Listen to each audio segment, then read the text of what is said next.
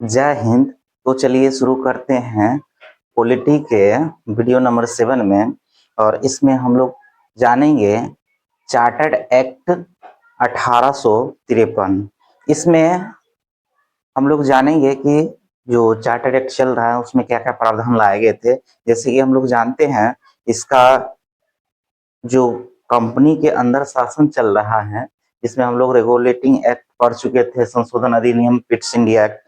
तो regulating act को सुधार करने के लिए पिट्स इंडिया एक्ट लाया गया था, जिसमें यह तय कर दिया था कि सारा व्यवस्था सही है, बस उसमें थोड़ा थोड़ा सुधार करते हुए आगे जैसे जैसे 20 साल पर परमिशन देते जा रहे हैं कंपनी को व्यापार करने के लिए, उसमें कुछ कुछ नए संशोधन के तहत लाते जा रहे थे चार्टर्ड एक्ट, जो कि 1793, 1813, 1833 ये पढ़ चुके हैं। और क्या क्या प्रावधान था ये भी पढ़ चुके हैं। आज हम लोग मुख्यतः पढ़ेंगे चार्टर्ड एक्ट 1853 में क्या क्या प्रावधान है और इसको क्या कैसे कंपनी को 20 साल के लिए जो दिया गया था वो समाप्त हो गया था। और यह अंतिम चार्टर्ड एक्ट था जिसके तहत प्रावधान दिया गया कि अब हो सकता है अगर ब्रिटिश संसद चाहे तो कोई डेट फिक्स नहीं किया है कि इतने दिनों तक आपको दिया जाता है, कभी भी ये वापस ले सकते हैं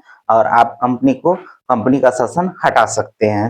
तो ये प्रावधान एक तरह से अंतिम चार्टर्ड एक्ट था, जो कि पहले तीन पहले देख चुके थे, ये चौथा था। उससे पहले regulating act Pitt's India act देख चुके थे। तो चलिए इसमें क्या प्रावधान दिए हैं इसको हम लोग जाने और समझे। तो इसमें देखें तो शासन व्यवस्था में बदलाव कर दिए। इसमें जो है विधायी और कार्य को अलग अलग कर दिए। इसमें क्या हुआ कि अगर देखें तो लेजिस्लेटिव एंड एग्जीक्यूटिव दोनों को अलग कर दिए।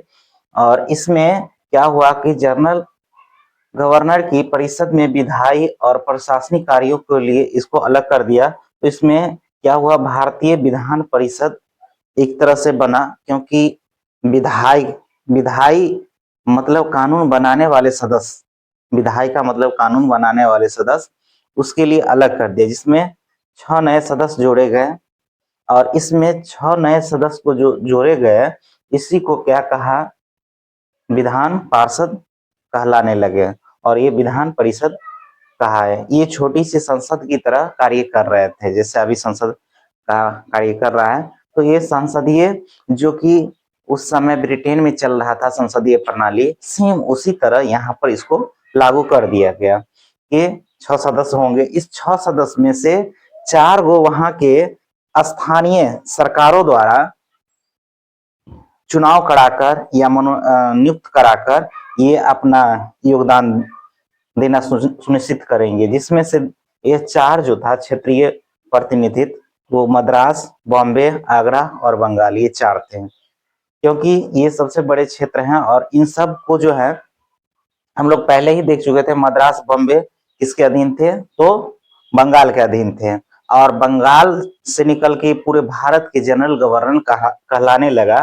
तो उस समय तक आगरा भी अधीन हो चुका था। तो ये चारों को क्या किए कि कहा कि अपने अपने प्रतिनिधित्व दीजिए। जैसे ब्रिटेन के संसद में होता है कि कानून बनाने के लिए जो विधायिका होते हैं, तो इसमें अपना ये सभी चारों क्षेत्र के जो स्थानीय सरकार से कहने का अर्थ ये नहीं कि भारतीय नहीं, उस समय के जो कंपनी के अंदर ही शासन कर रहे थे ये बड़े बड़े क्षेत्र में, तो उसको कहा कि आप अपना प्रतिनिधित्व इसमें दीजिए। तो वो मनोनीत करते, फिर उसको जो है यहाँ पर इसमें जगह मिलता और ये कानून बनाने का कार्य करते हैं। तो ये था शासन व्यवस्था में बदलाव किया गया था, इसको देखें। इसके बाद सिविल सेवा में सुधार, इससे पहले ही हम लोग पढ़ चुके थे कि सिविल सेवा की जो खुली प्रतियोगिता का प्रावधान लाया था 1833 के चार्टर एक्ट में ही, लेकिन पूर्ण रूपेण देखा गया तो उस समय बोर्ड ऑफ डायरेक्टर्स के सदस्य ने विरोध किया, तो ये आ गया 1853 के चार्टर एक्ट में, यह पूर्ण रूप से लागू हुआ। तो इसमें खुली प्रतियोगिता सभी के लिए, जिसमें भारतीयों को भी शामिल कर लिए गए। हम लोग जाने कि कौन से भारतीय सर्वप्रथम आया, तो सत्येंद्रनाथ टैगोर, जो 1863 ईस्वी में उन्होंने प्रतियोगिता पास किया। 1864 में वह भारत में आए और अपने कार्य क्षेत्र जो मिला वो उसमें योगदान दिए। तो ये था खुली प्रतियोगिता। और एक है कंपनी के शासन पर अनिश्चितता, जो हम पहले ही बता चुके हैं कि पहले 20 साल के लिए एक प्रावधान दे देते कि 20 साल के लिए आपका अधिकार है कि आप व्यापार कीजिए। लेकिन यहाँ पर क्या किया कि दे तो दिया, 1853 के चार्टर एक्ट के तहत इसको अधिकार दे दिया, लेकिन समय नहीं बांधा। ये अपने हाथों में रखा कि जब चाहे इसे वापस कर सकते हैं। चौथा पॉइंट है बंगाल के लिए अलग लेफ्टिनेंट गवर्नर, क्योंकि हम लोग इससे पहले पढ़ चुके थे कि बंगाल ही ऐसा था पूरे भारत पर कब्जा करने का जड़ था। तो वहां पर ये भारत के जनरल गवर्नर पूरे भारत पर जो अपना शासन कर रहे थे उसमें व्यस्त रहते थे।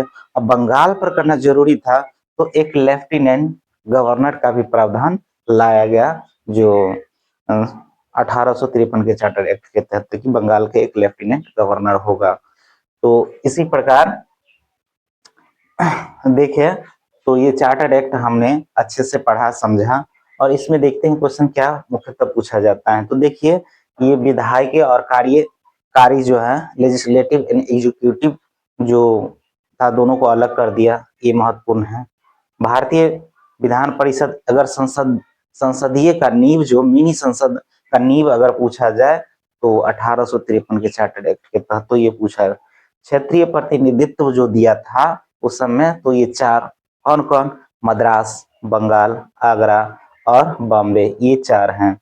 तो एक देखिए, ये पूछा जा सकता है प्रश्न, और एक ये पूछा जा सकता है कि 6 सदस्य में से चार जो है क्षेत्रीय प्रतिनिधित्व था।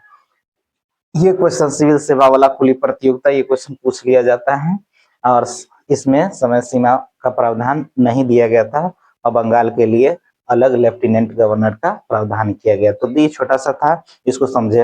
अब जो हम लोग पढ़ चुके थे कि कंपनी का जो शासन चलेगा वो 1773 से 1858 से पहले, तो 18 से ये तो चला 1858 से पहले, 1858 से पहले 1853 का चार्टर एक्ट हम लोग पढ़ रहे हैं। अब देखेंगे 1818 का 58 का जो अधिनियम है उसको हम लोग पढ़ेंगे, क्योंकि उससे पहले 1856 से ही, या यूं कहे 55 से ही शुरुआत हो गया था।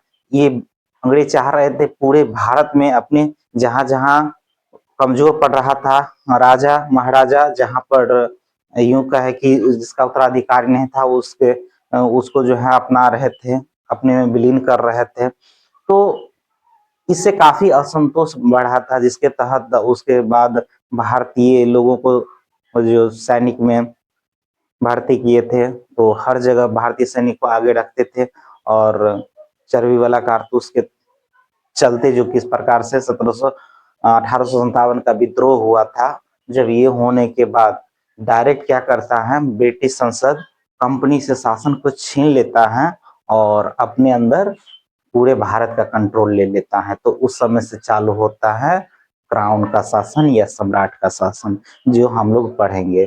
तो ऐसे ही धीरे धीरे करके हम लोग पढ़ते चलेंगे, जानते चलेंगे। इम्पोर्टेंट क्वेश्चन है, एक कहानी के माध्यम से ऐसे पढ़ रहे हैं फॉलो में कि कोई भी बोरिंग फील ना हो, और दूसरी बात एग्जाम से रिलेटेड पॉइंट और जो इम्पोर्टेंट है उसको भी टिक आउट करते चलते हैं। बाकी सब समझने के लिए हैं, और कुछ कुछ जो हम बता देते हैं कि ये क्वेश्चन सब पूछा जाता है, तो वही पूछा जाता है।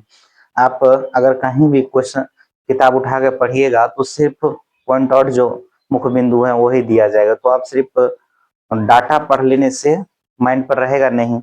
और जब इस प्रकार से पढ़ेंगे तो बहुत सारे चीजें कहानी के माध्यम से क्लियर हो जाता है, और हम लोग का एक कॉन्सेप्ट बन जाता है, फिर पढ़ने में, समझने में और याद करने में भी आसानी होता है, एग्जाम भी आसानी से क्लियर हो जाता है। तो चलिए नेक्स्ट वीडियो में मिलते हैं, तब तक के लिए जय हिंद।